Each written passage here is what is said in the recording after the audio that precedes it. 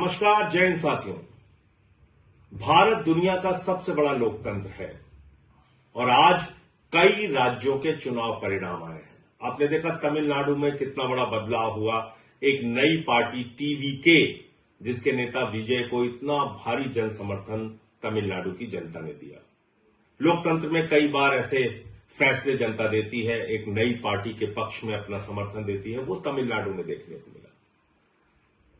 बंगाल में जो कुछ हुआ, आज उसको लेकर टीवी चैनल पे जश्न मनाया जाएगा। गोदी मीडिया बड़ी बड़ी बातें करेगा, तमाम उपलब्धियां गिनाएगा मोदी जी की और अमित शाह जी की और भारतीय जनता पार्टी की नीति की, रणनीति की, बहुत सारी बातें होंगी। लेकिन क्या यह वास्तव में लोकतंत्र की जीत है? क्या यह जनता के फैसले की जीत है? क्या आज इस चुनाव परिणाम के पीछे का जो सच है वो इस देश के लोगों को भूल जाना चाहिए और सिर्फ बीजेपी का गुणगान करना चाहिए? मुझे लगता है नहीं। सारी चीजों का मूल्यांकन होना चाहिए। किस तरह से बंगाल के चुनाव को चुनाव आयोग ने प्रभावित किया, किस तरीके से एसआईआर के जरिए जनता के वोट को लूटा गया। आज पता यह चल रहा है कि 3 से 4 लाख वोटों का अंतर है बीजेपी और टीएमसी के बीच में। यह पता चल रहा है कि 2% वोटों का अंतर है टीएमसी और बीजेपी के बीच में। हो सकता है उससे भी ज्यादा हो जाए, 2-4% हो जाए अंतिम परिणाम आने तक। लेकिन क्या यह 2-4% का जो डिफरेंस है यह सही है?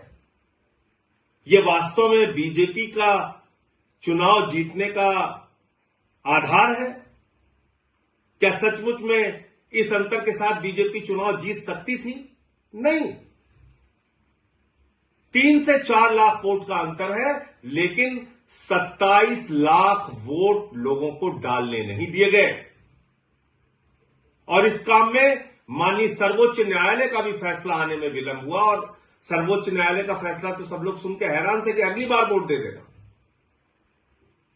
अगर आज वो 27 लाख वोट, 27 लाख मतदाता अपना मतदान करने से वंचित नहीं रहे होते, तो क्या आपको बीजेपी की इतनी बड़ी जीत देखने को मिलती?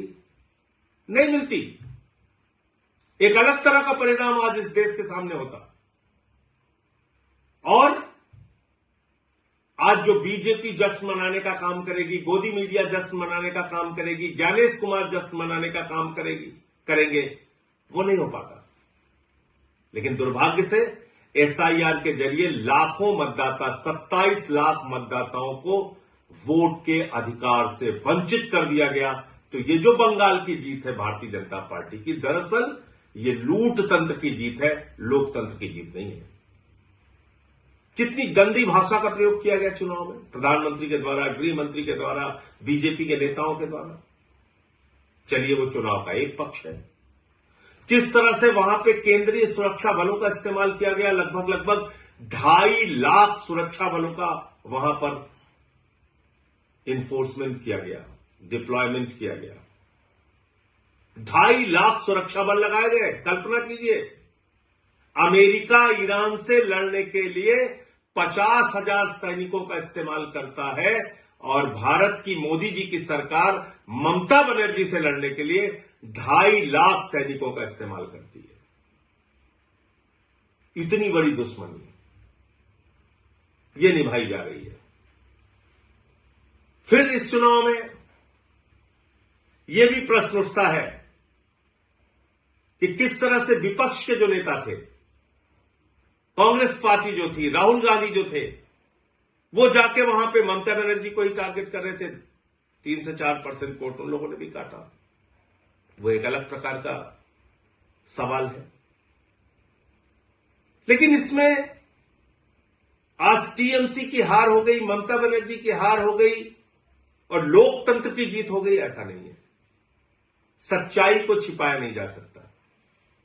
ये एसआईआर के घपले की जीत है, ये ज्ञानेश कुमार के घोटाले की जीत है, ये मोदी अमित शाह के द्वारा केंद्रीय सुरक्षा बलों के बेजा इस्तेमाल की जीत है, ये मोदी अमित शाह के इशारे पर चुनाव आयोग एजेंट बन के बीजेपी का जिस तरह से काम कर रहा था और वहां पर सरकारी अधिकारी चाहे चीफ सेक्रेटरी हो, डीजीपी हो, तमाम जिलों के अधिकारी हो, एसपी हो, डीएम हो, जिस तरह से उनको हटाया गया, ये उसकी जीत है, ये लोकतंत्र की जीत नहीं है।